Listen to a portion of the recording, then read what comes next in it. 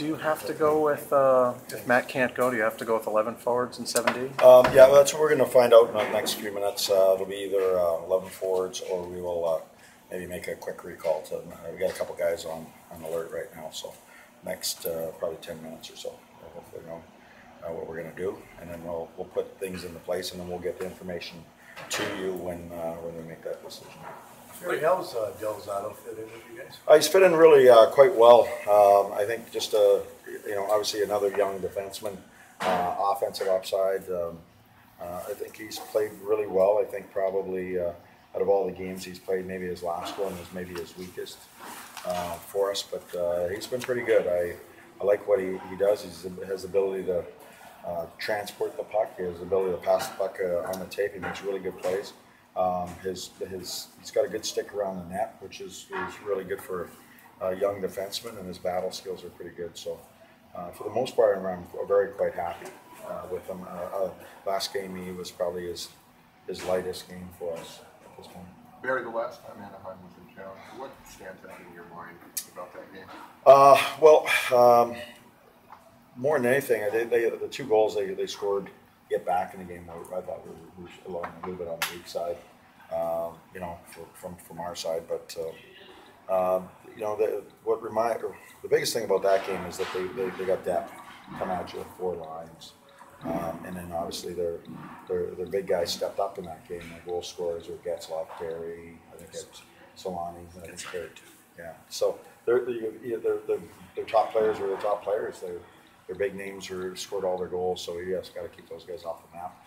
Very dangerous power play because of the skill level that they do have, and just they play with a lot of pace. Barry, how's sort of guys doing kind of heading into obviously this long break, and with Shea and Roman, they're not going on a break. I mean, they're flying to Sochi tomorrow. I mean, I don't think anybody is worried about anything. They're just worried about today. I don't think tomorrow this is how I deal with it, and I think most of the players are dealing it. Let's deal with today, and then we'll deal with tomorrow. So that's sort of how you have to you take it. For some of us, it'll be a little different than Webbs and Yokes, and it is what it is. It's our schedules, it's our life, and the most important thing is obviously today, and then tomorrow everybody's schedule changes, and they're off on doing their own things. Have you had a chance to talk to David at all? I haven't talked to David. I've talked to Brian. How's the family doing with this whole situation? I think that's not a really great question for me to answer. I think they're in different ways. They're all dealing with different. I know from our standpoint, we just want David to return back to Nashville and get healthy and carry on. We all.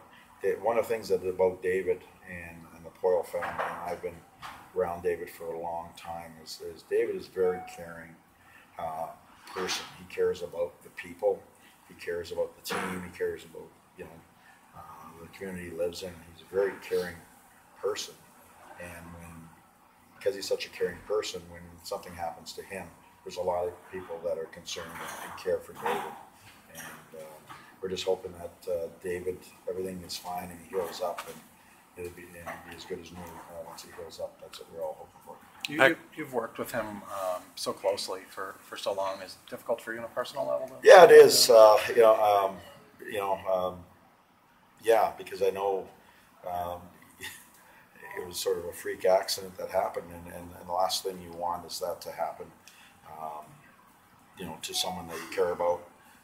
Someone who really was just innocently bystanding, and obviously timing with the Olympics and all that, it puts a lot of strain on a lot of different elements. So it does. And I know one thing about David, he's always so caring, as I said, that he's probably more concerned if we win this game tonight or not, and that everybody's healthy, and so we're just trying to keep him updated and what we're doing and how everybody's doing, and obviously our thoughts and prayers go out to him and the family, and a lot of the players keep asking, any updates. So there's a lot of concern because he's been such a class individual to everybody over the years. Paul's kind of been, I guess, the management voice.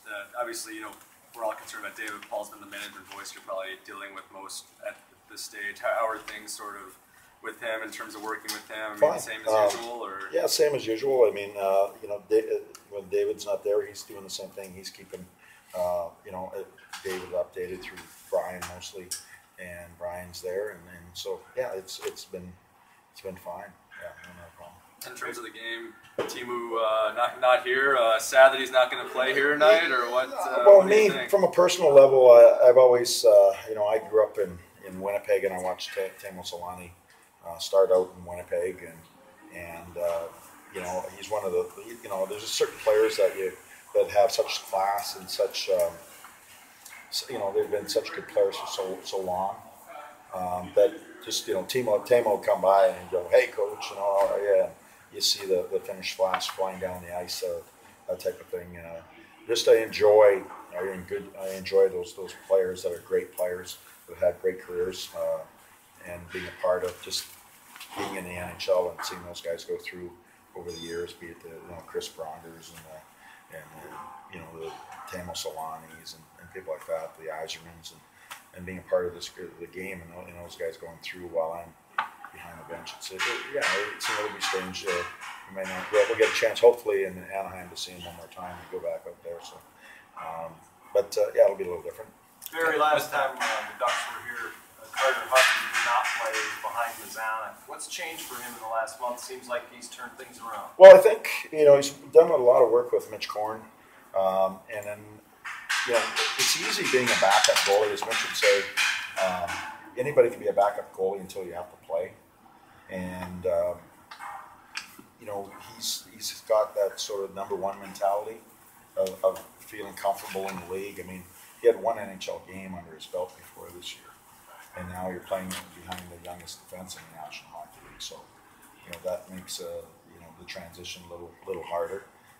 We haven't scored like the Ducks have, so our margin of error is a little bit shorter. So I think there has been a lot of pressure, but I think he's learned to deal with the, and it used to be a little bit of tense nervousness, a lot of pressure. Now it's like, bring it on. I can do this, and that's the mentality that you have to have. And I think he's got that. He says, it doesn't matter. I just bring it on. I'm ready to go. So that's probably the crux of it. But he's worked at his game the whole time. Like, he's the first guy out there every day. He's half hour early before practice. Takes probably 500-600 shots, going up and down on his feet every day. And so he's become the hardest worker on our team. And because of that, I think everybody realizes it, and his game is just gone like that.